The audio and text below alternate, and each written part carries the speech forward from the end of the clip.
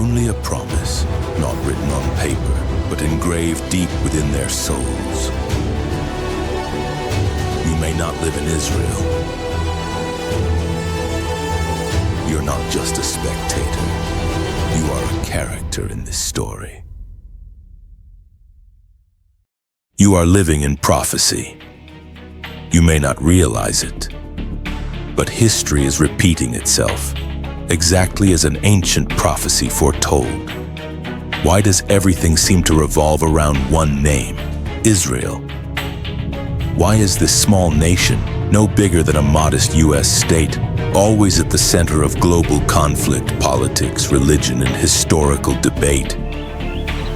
Maybe the world isn't just moving forward. Maybe history is circling back to fulfill what God declared long ago. The Bible isn't just an ancient book. It's a prophetic roadmap where each checkpoint is now being activated one by one. These aren't things that might happen. They are things that have happened, are happening, and will keep happening, even as you watch this video. Welcome to Prayer Station. Imagine this, a prophecy written 2,600 years ago, fulfilled live on television in 1948. A language once thought dead, resurrected just as God promised. A land once desolate, now blooming, exporting crops and rising as a global hub. This is no longer just a matter of religion. It's a reality even atheists can't explain. And if those prophecies have already come to pass, it means the next ones are heading straight toward you. You may not live in Israel, but you are living inside the unfolding of Israel's prophecies. You can't stay on the sidelines anymore, not when everything is pointing toward the greatest revelation in human history. So in this video, we will walk through 10 prophecies about Israel currently being fulfilled.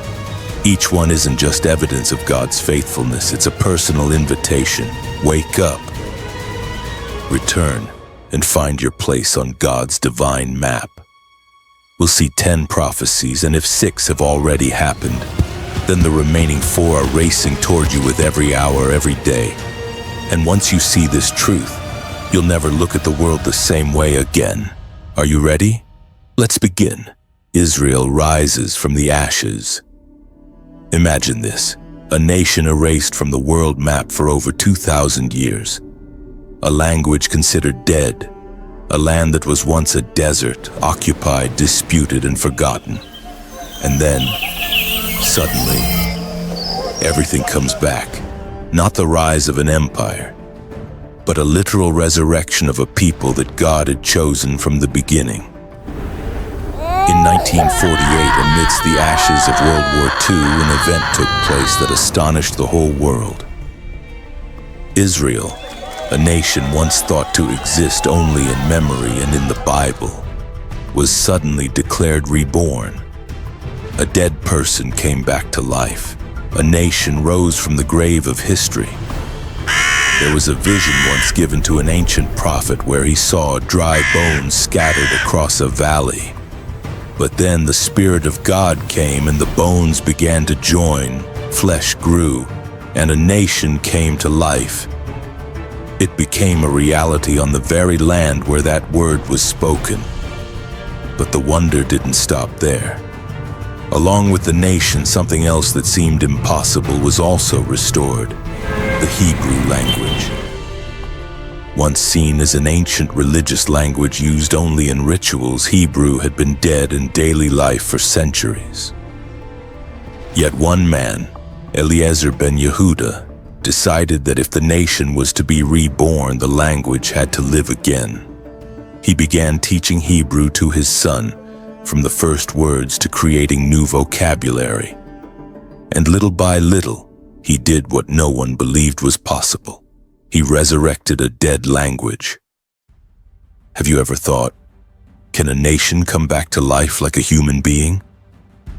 Today, millions speak Hebrew as their mother tongue. A language once buried has become a national language. A promise once declared said, "There will come a day when God will purify the lips of the peoples, so that all people from every place may call upon his name and worship him in unity." And there is one more sign, silent but obvious. That is the land. Israel was once a desert, barren, not a drop of water. But today, Israel is a global hub of high-tech agriculture, exporting produce to over 90 countries. When you eat an avocado, tomato, or sweet orange from the Middle East, chances are it came from the very land once called dead. Long ago, a word was spoken. The wilderness will bloom, the desert will blossom like a rose, and the people will rejoice and sing in it. The wilderness and the dry land shall be glad. The desert shall rejoice and blossom like the rose. These things are not just random miracles, they are signals, alarms, signs pointing to something far greater that is drawing near. God is moving his hand upon history, and those who see it will not be able to remain still. Can you see it? These are not just events. These are prophecies being fulfilled right before your eyes. And that's only the beginning, because the next prophecies are about to directly impact the destiny of the entire world. Warning signs are rising. Some tremors don't come through earthquakes, they arrive more silently, through news headlines, through waves of migration, through the terrified eyes of children awakened by the sound of sirens. Israel, the land of promise, is stirring. Day by day, strange signs are appearing everywhere. Missiles streak across the night sky. Neighboring nations reshuffle their alliances. Ancient hatred suddenly rises, stronger than ever before. However, this is not merely a matter of political unrest. This is a warning foretold thousands of years ago. There was once a word spoken. A day will come when Jerusalem will cause the nations to reel like drunken men, disoriented, unsettled. This tiny city, then, with no vast resources, no oil reserves, no overwhelming military might, is becoming the global epicenter. Why? Because it is the intersection of heaven and earth, the place where the first promise was given, and the place where the final words will be fulfilled. The event of nations turning against Israel is no surprise. A prophecy once declared, all nations will gather together against it. And then, from that very land, a divine intervention will arise. Have you seen these things already? When peace accords fall apart, when war breaks out in sacred places, when the flags of Islamic nations wave over once quiet borders. Do you feel as if history is repeating itself? Thousands of years ago, a prophet foresaw these days. He described a strange scene, kings rising, nations roaring like the sea, and Israel standing alone amid the storm. But he also saw something else. He saw a hand stretched out from heaven. One who would come, not as a conqueror, but as the anointed one. A man who would place his feet on the Mount of Olives and bring justice to this world has never known. And before that moment arrives, the signs will become clearer and clearer. There will be scoffers. There will be those who say, it's been generations, these things haven't happened. But there will also be another group, small, but awake. They don't just read the signs. They hear the voice of heaven amid the noise of the world. And if you too sense it, a gentle but resolute echo inside your soul, then maybe you're not just watching a video. You're being called to awaken. The prophecies are coming alive, not on paper, but in the reality unfolding before your very eyes. The miraculous return, a people from the four corners. And if anyone ever thought that people had vanished, then now the world is witnessing their return exactly as spoken by the Lord God. After centuries of exile, dispersion, and life among the nations, these scattered communities were torn from their homeland. No home, no land, no country to call their own. They wandered through Europe, Africa, the Middle East, and the ends of the earth. From Persia to Ethiopia, from Russia to Yemen, from Nazi Germany to refugee camps. Their language was forbidden, their religion was persecuted, their names were replaced with numbers tattooed on their arms. But amid that dark sky, there was a promise that never went silent. A word given long ago. I will gather my people from the nations, from the east, the west, the north, and the south. I will bring them back to their land, and no one will be able to stop it. Who could have imagined that after more than 2,000 years of exile, that nation would still be alive? Not just alive, but preserving their identity, faith, language, and hope for the day of return. And then, the impossible happened. In 1948, from the ashes of World War II, Israel was re-established on the map of the world. Who has ever seen a nation reborn in a single day?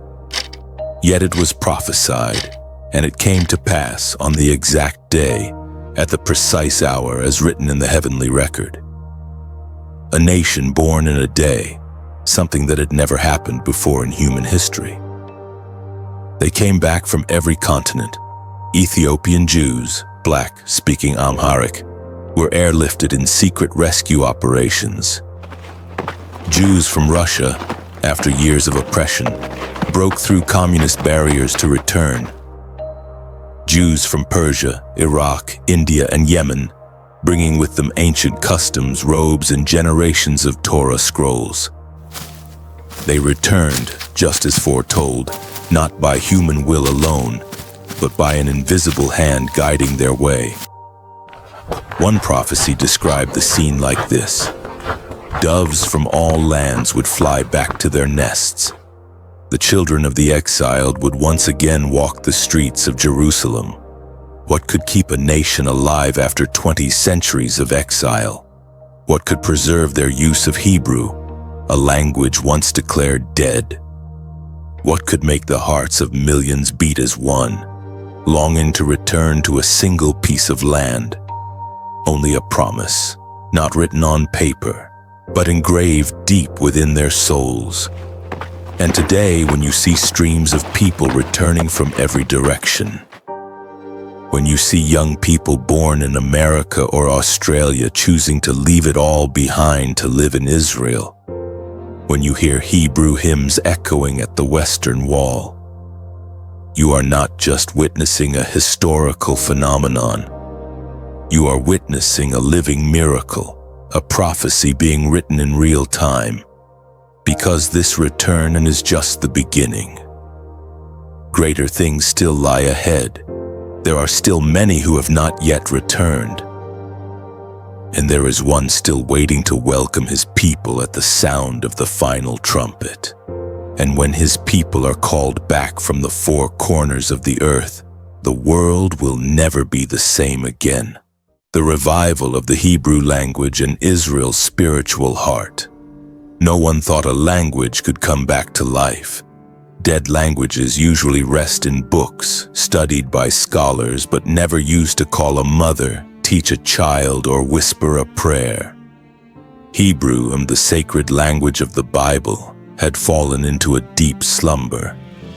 For over 1,700 years, it survived only in synagogues, rituals, and ancient manuscripts, like a small flame still flickering but nearly out. But then, the impossible happened. As the people began to return, the word returned with them. As their feet stepped back onto the promised land, their mouths began to sing again, in the very language of their ancestors. Hebrew wasn't just studied, it was revived. A dead language was reborn to become the voice of a modern people. Millions coming from hundreds of languages began learning Hebrew as if their souls had always known it. From shouts in the marketplace to lessons in school, from national broadcasts to nighttime prayers, everything began to echo in the language of the scriptures. And this wasn't just a linguistic revival. It was a sign that a heart was coming alive again. Hebrew carries within it layers of meaning few other languages hold. Every word bears an image, a soul, and the heartbeat of an entire people. When a Jewish child says shalom for the first time, it's not just a greeting. It's a reconnection to a promise once given to Abraham. When an elderly man reads the ancient prayers, it's not just memory, it's resurrection. God's word, once buried beneath the dust of time, the ruins of war, and the layers of foreign tongues, now rings openly on the very land where it was first spoken.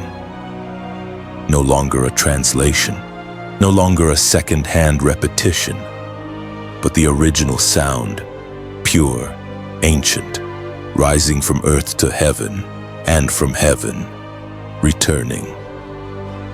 But then something strange began to happen. It wasn't only the Jewish people relearning Hebrew. People from other nations, not Israelites by blood, began to study, sing, and pray in Hebrew, as if some sacred calling was being awakened within them. Could this be the fulfillment of an ancient promise, that in the last days all nations would return not just to the land but to the word itself? Could this be a sign that the long sleep is over and a wave of revival is rising? Not through war, but through language, worship, and hearts returning? And you, the one reading or listening right now, do you feel something stirring within you? Maybe you don't speak Hebrew, but is your soul understanding? Maybe you've never been to Jerusalem, but perhaps your heart is being drawn to a land you've never set foot in. That is the sign that this revival isn't just for one people.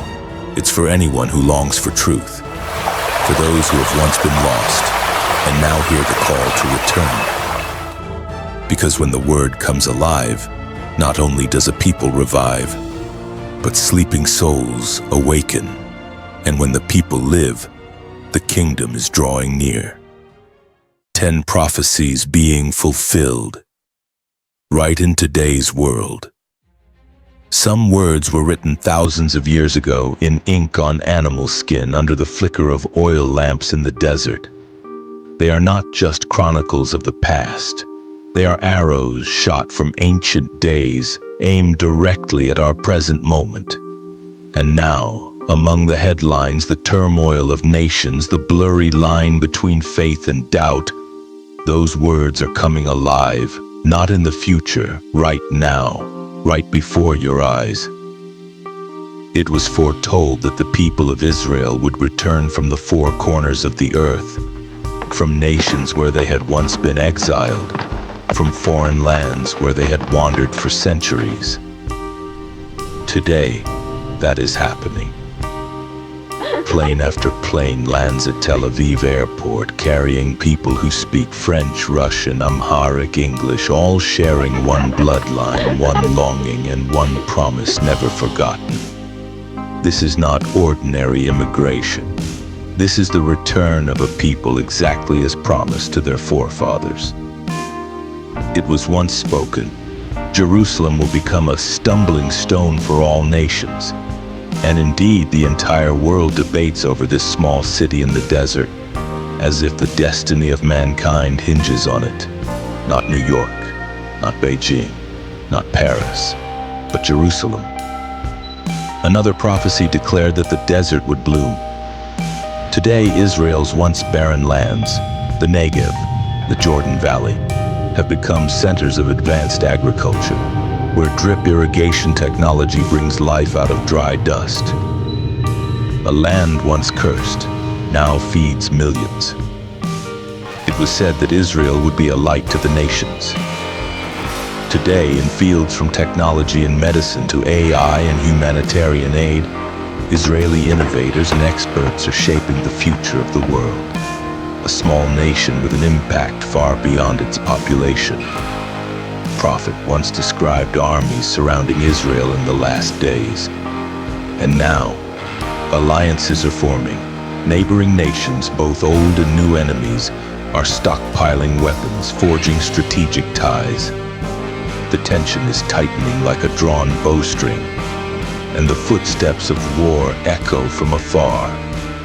Another word said the enemy would come like a flood, but the Lord would raise his hand to stop them. Have you noticed this in recent wars? When the whole world thought Israel would be wiped out, something illogical happened. Missiles defused, enemy forces panicked, and victories unfolded that no military could explain, as if an invisible hand was shielding them just as promised. Another prophecy speaks of nations flocking to Israel not to fight, but to seek the truth. And did you know?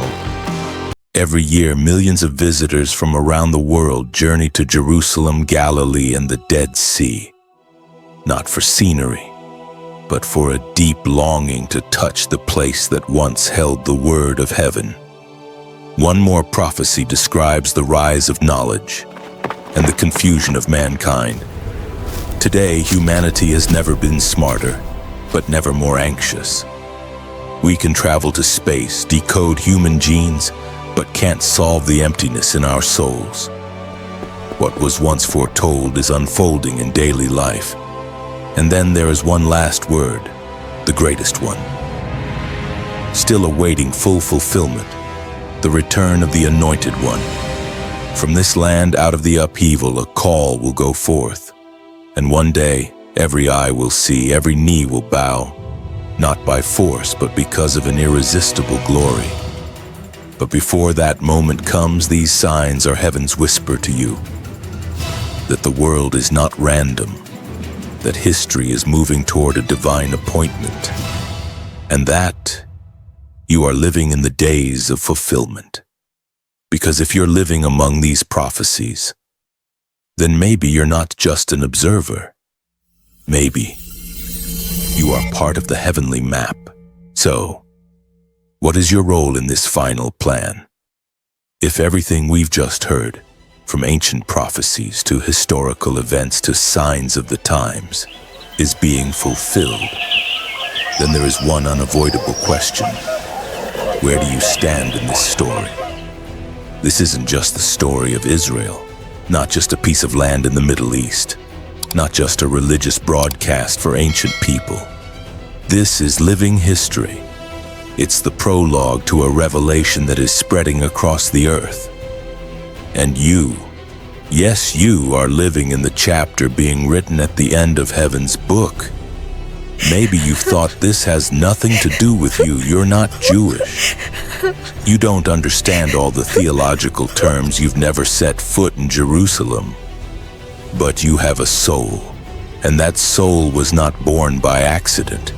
You were created in the image of God. And if He is gathering people from the four corners of the earth to fulfill the promise made to the patriarchs, then He is also calling you to return to your true divine identity. You don't need a physical bloodline to enter the covenant. You need a heart that's willing to listen and faith that's ready to move. In the last days, prophecy declares that God will pour out His Spirit on all flesh. Sons and daughters will prophesy, young men will see visions, old men will dream dreams. That's not reserved for a select few. It's for anyone willing to say, "Here I am, Lord, use me." Have you ever wondered, was I born at this time not by chance, but for a mission? This final plan is not for the perfect, it's for the willing. When the world is in chaos, when lies spread like wildfire, when darkness tries to bury the truth, that's when God calls ordinary people to become lights that cannot be hidden. Maybe you're a teacher, an artist, a student, a farmer, an engineer, a stay-at-home mom, someone carrying wounds in your soul. But when you open your heart, you step into the stream of the covenant. and you'll discover you are not forgotten. You are not outside the story. You are a vital, irreplaceable part of God's global restoration plan. It may not always make sense why He chose you, but if He's knocking on the door of your heart, it's because He sees something in you that even you might not yet recognize. If your heart is stirring, if you want to understand more clearly the call that's coming to you, take some time to speak with Him. No rituals, no perfection, just honesty. Say, Lord, if you're doing something new in this generation, please don't pass me by. And then, listen, because maybe your role in this final plan, it is exactly what all of heaven is waiting for you to embrace. You're not just a spectator, you are a character in this story. If you've watched this far, it's not just because you're curious about Israel prophecy or the end times. It's because something inside your heart is crying out, does this have anything to do with me? And the answer is yes, because God's final plan cannot be completed without you, and heaven is waiting for a simple yes from your heart. You are living in an age where every promise is awakening. Words spoken thousands of years ago, today they are sprouting and blooming. From barren deserts to forgotten cities, from exiled bloodlines to young people born in an era of identity crisis. Everything is returning to the orbit of God. And you, whoever you are, wherever you are not outside of that plan. If you've ever felt like you weren't chosen, if you've ever believed you were too small to make a difference, if you've ever wondered about why was I even born, then please remember this.